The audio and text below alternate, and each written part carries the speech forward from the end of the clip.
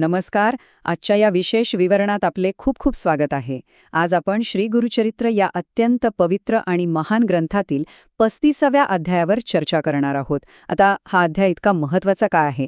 कारण यात केवळ पौराणिक कथा नाहीत, तर मानवी आयुष्यातील अत्यंत कठीण प्रसंग आणि उच्च पातळीवरचं तत्वज्ञान यांचा एक सुरेख संगम आपल्याला पाहायला मिळतो. खऱ्या निष्ठेच्या आणि दृढ विश्वासाच्या बळावर माणसाची अटळ वाटणारी नियती कशी बदलू शकते हे आपण आज समजून घेणार आहोत. चला तर मग या अद्भुत प्रवासाला सुरुवात करूया. आजच्या या विवरणाची एक छोटीशी रूपरेषा पाहूया. आपण प्रामुख्याने 5 गोष्टींवर लक्ष केंद्रित करणार आहोत. गुरूंचा उपदेश, त्यानंतर सीमांतिनीची अत्यंत रंजक कथा, तिच्या आयुष्यात आलेले नदीवरील संकट, तिचे नागलोकातून झालेले पुनरागमन आणि शेवटी या व्रताची फळश्रुती. तर वेळ न घालवता थेट पहिल्या भागाकडे वळूया. भाग पहिला, गुरूंचा उपदेश आणि एका मंत्राची विनंती. कथेची सुरुवात एका अत्यंत भावूक प्रसंगाने होते. श्री गुरूंनी म्हणजेच श्री नृसिंह सरस्वतींनी नुकतंच एका मृत ब्राह्मणाला जीवदान दिलेलं असतं. त्याची पत्नी अत्यंत कृतज्ञ असते आणि ती श्रीगुरूंकडे येते. ती काय मागते? तर आपल्या पतीच्या दीर्घायुष्यासाठी एखादा अत्यंत प्रभावी असा मंत्र. पण गंमत बघा, श्रीगुरू तिला थेट कोणताही मंत्र देत नाहीत. त्याऐवजी ते तिला शुक्राचार्य आणि कच यांची कथा थोडक्यात सांगून समजावतात की स्त्रियांना मंत्रोपदेश केल्याने काय तांत्रिक अडचणी येऊ शकतात. आणि मग ते एक अत्यंत मार्मिक उपदेश करतात. ते म्हणतात, स्त्रियांसाठी पतीची सेवा आणि वैवाहिक निष्ठा हाच सर्वात मोठा धर्म आणि मंत्र आहे. हे ऐकायला कदाचित साधं वाटेल, पण त्या काळातील पतिव्रता धर्माचं सामर्थ्य यातून स्पष्टपणे अधोरेखित होते. पण श्रीगुरू फक्त तात्विक उपदेश देऊन थांबत नाहीत बरं का. तिची श्रद्धा पाहून ते तिला प्रत्यक्ष कृतीचा एक साधा सोपा मार्ग दाखवतात. तो मार्ग म्हणजे सोमवार व्रत. हे व्रत कसं करायचं? अगदी शिस्तबद्धपणे. सकाळी लवकर उठून स्नान आणि शुद्धीकरण करायचं, त्यानंतर दिवसभर कडक उपवास ठेवायचा आणि संध्याकाळी माता पार्वती आणि भगवान शिव म्हणजेच गौरीहराची मनोभावे पूजा करायची. ही पूजा पूर्ण झाल्यावर उपवास सोडायचा. म्हणजे बघा, एका अमूर्त भक्तीला त्यांनी एका अत्यंत स्पष्ट आणि आचरणात आणता येईल अशा व्रताचे रूप दिले. आता वळूया दुसऱ्या भागाकडे, जिथे श्रीगुरू सीमंतिनीची कथा आणि एका भयंकर भविष्यवाणीबद्दल सांगतात. ह्या सोमवार व्रतामध्ये नक्की किती ताकद आहे हे पटवून देण्यासाठी श्रीगुरू एका अत्यंत प्राचीन कथेचा दाखला देतात. ही कथा आहे आर्यावर्ताचा राजा चित्रवर्मा याची अत्यंत सुंदर आणि गुणी कन्या राजकुमारी सीमंतिनी याची. सर्व काही छान सुरू असतं, पण ज्योतिष्यांनी एक अत्यंत भयंकर भाकीत केलेलं असतं. ते म्हणतात की ही राजकन्या वयाच्या अवघ्या 14व्या वर्षी विधवा होईल. विचार करा, त्या कोवळ्या वयात हे केवढं मोठं संकट होतं. संपूर्ण राजवाड्यात शोककळा पसरते. पण अशा कठीण प्रसंगी ऋषी याज्ञवल्क्यांच्या पत्नी मैत्रेयी यांच्या सल्ल्यानुसार सीमंतिनीने लहानपणापासूनच सोमवारचे व्रत अगदी निष्ठेने करण्यास सुरुवात केली. पुढे जाऊन तिचा विवाह राजा इंद्रसेनाचा पुत्र राजकुमार चंद्रांगद याच्याशी झाला. भाग तिसरा, नदीवरील संकट आणि एक दुर्दैवी वळण. आता सीमंतिनीचा विवाह तर झाला, सर्व काही आनंदात सुरू आहे असं वाटत असतानाच कथेत एक भयानक वळण येतं. राजकुमार चंद्रांगद आपल्या मित्रपरिवारासोबत यमुना नदीत नौकाविहारासाठी जातो. सगळीकडे उत्साहाचं वातावरण असते आणि अचानक पाण्याची पातळी वाढते. कुणाला काही समजायच्या आतच नौका उलटते आणि पाहता पाहता राजकुमार चंद्रांगद नदीच्या खोल पाण्यात बुडतो. संपूर्ण राज्यात हाहाकार उडतो. सगळीकडे मृत्यूचं सावट पसरते आणि सीमंतिनीवर वैधव्याचे ते अटळ संकट येऊन कोसळते.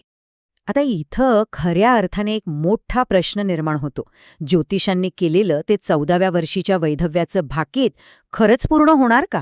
सीमंतिनी खरोखरच विधवा झाली का? पण खरी भक्ती इथेच पणाला लागते. मृत्यू अगदी डोळ्यांसमोर उभा असतानाही सीमंतिनीने आपला धीर सोडला नाही. अत्यंत दुःखातही तिने भगवान शिवावरील आपली भक्ती आणि ते सोमवारचे व्रत अजिबात खंडित होऊ दिले नाही. आणि तिची हीच अढळ श्रद्धा कथेला एका अत्यंत अद्भुत वळणावर घेऊन जाते. आणि ते वळण काय होतं ते आपण 4थ्या भागात पाहूया. नागलोकातून पुनरागमन आणि एक चमत्कारिक सुटका. यमुना नदीत बुडालेल्या राजकुमाराचा खरोखरच मृत्यू झाला होता का? तर नाही. नदीच्या तळाशी राहणाऱ्या नागकन्यांनी त्याला अक्षरशः मृत्यूच्या दाढेतून वाचवलं आणि थेट पाताळात म्हणजेच नागलोकात नेले. तिथे काय होतं? पाताळ लोकाचा राजा वासुकी जेव्हा पाहतो की हा राजकुमार तर स्वतः एक परम शिवभक्त आहे, तेव्हा तो त्याचा खूप मोठा सन्मान करतो. त्याला अनेक दिव्य अलंकार आणि वस्त्रे देऊन तो त्याला पुन्हा पृथ्वीवर सुखरूप परत पाठवतो. आता जरा या दोन्ही गोष्टींचे तुलना करून पाहूया. एकीकडे ज्योतिषांचे ते कठोर भाकीत होते की 14व्या वर्षी वैधव्य अटळ आहे, पण दुसऱ्या बाजूला काय होते? सीमंतिनीच्या सोमवार व्रतामुळे मिळालेला शिवाचा आशीर्वाद, ज्याने मृत्यूच्या नियतीलाही मागे ढकलले. चंद्रांगत केवळ परतच आला नाही, तर ग्रंथातील उल्लेखानुसार त्या दोघांनी पुढे तब्बल 10,000 वर्षे सुखाने राज्य केले. हा खऱ्या अर्थाने अढळ विश्वासाचा आणि भक्तीचा नियतीवर मिळवलेला विजय होता. आणि सर्वात रोमांचक भाग कोणता माहितीये? ज्या दिवशी राजकुमार चंद्रांगत नदीतून सुखरूप बाहेर येतो आणि सीमंतिनीला पुन्हा भेटतो, तो दिवस योगायोगाने सोमवारच असतो. ज्या मंगल दिवशी ती नेहमीप्रमाणे शिवाचं व्रत करत असते, त्याच दिवशी तिचा पती साक्षात मृत्यूच्या दारातून परत येतो. यातून आपल्याला या व्रताची आणि श्रद्धेची खरी ताकद दिसून येते. चला, आता आपण शेवटच्या म्हणजेच 5व्या भागाकडे वळूया. व्रताची फलश्रुती आणि आध्यात्मिक फलप्राप्ती. आता आपण पुन्हा आपल्या मुख्य कथेकडे म्हणजेच त्या ब्राह्मण स्त्रीकडे येऊया. श्रीगुरूंकडून सीमंतिनीची ही इतकी अद्भुत कथा ऐकल्यानंतर त्या स्त्रीचा विश्वास पूर्णपणे दृढ होतो. श्रीगुरूंच्या आज्ञेनुसार ती अत्यंत श्रद्धेने सोमवार व्रत पूर्ण करते आणि त्याचे फळ काय मिळते? तिच्या पतीला दीर्घायुष्य लाभते. तिला पुढे 5 अत्यंत गुणवान पुत्र प्राप्त होतात आणि तिचे संपूर्ण कुटुंब धनधान्य व सुखाने संपन्न होते.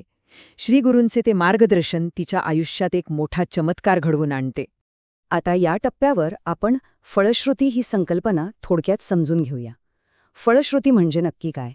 तर आपल्या प्राचीन ग्रंथांनुसार एखाद्या विशिष्ट पवित्र अध्यायाचे पठन केल्याने, तो ऐकल्याने किंवा त्यात सांगितलेल्या नियमांचे प्रत्यक्ष आचरण केल्याने जे आध्यात्मिक फळ किंवा आशीर्वाद आपल्याला मिळतात, त्याला फळश्रुती म्हटले जाते. या 35व्या अध्यायाची फळश्रुती अतिशय स्पष्ट आणि प्रभावशाली आहे. जो कोणी हा अध्याय पूर्ण भक्तिभावाने वाचतो किंवा ऐकतो, त्याच्या घरातील सर्व संकटे, सर्व विघ्ने दूर होतात. विशेषतः स्त्रियांना अखंड सौभाग्य आणि वैवाहिक सुख प्राप्त होते.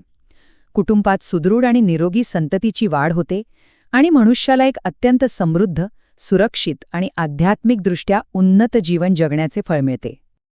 सादरीकरणाच्या या अंतिम टप्प्यावर आल्यावर एक विचार नक्की मनात येतो.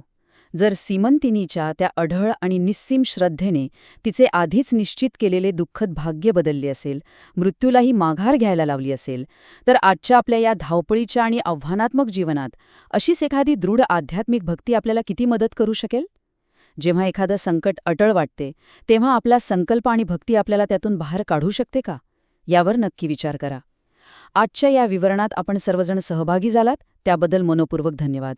अशाच एका रंजक आणि अर्थपूर्ण विषयासोबत आपण पुन्हा नक्की भेटू.